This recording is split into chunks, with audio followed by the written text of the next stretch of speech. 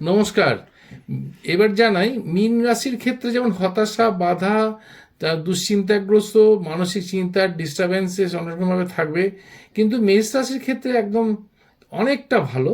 মেষ রাশির জাতিকাদের জন্য আগত সামনে যে সময়টা আসবে সেটা বেশ ভালো, বিশেষ করে 2025 সালের ব্যালেন্সটা পিরিয়ডটা ইতিবাচক হবে, মানে ভালোই হবে।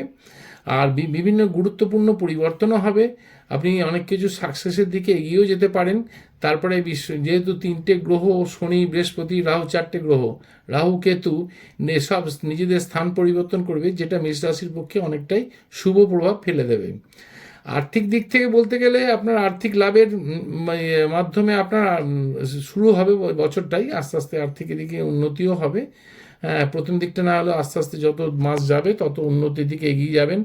আর তৃতীয় স্থান বৃহস্পতির গোচর আপনার জীবনে অনেক শুভ ফল এনে দেবে, অর্থাৎ 14ই মের পর থেকে তো আপনার সময়টা খুবই ভালো যাবে।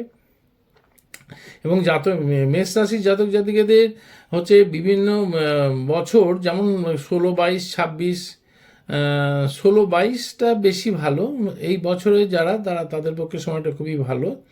আবার তারপরে হচ্ছে সাফল্যের ক্ষেত্রে অনেক সময় অনেক সাড়ে সাথী যেমন চলবে মেষ রাশির উপরে, তেমনি সাফল্যও থাকবে। বোর্ডের বিভিন্ন পরীক্ষার ফলাফলগুলো খারাপ হবে না। আর প্রেমের ব্যাপারেও জানিয়ে রাখি, হ্যাঁ, আকর্ষণীয় হতে পারে।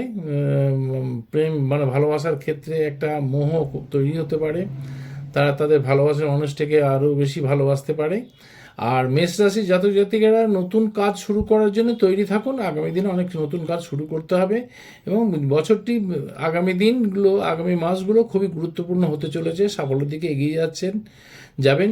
এই রকমের ইনফরমেটিভ ভিডিও পেতে গেলে আপনাকে লাইক, কমেন্ট, শেয়ার করবেন। আজ এই পর্যন্তই, নমস্কার।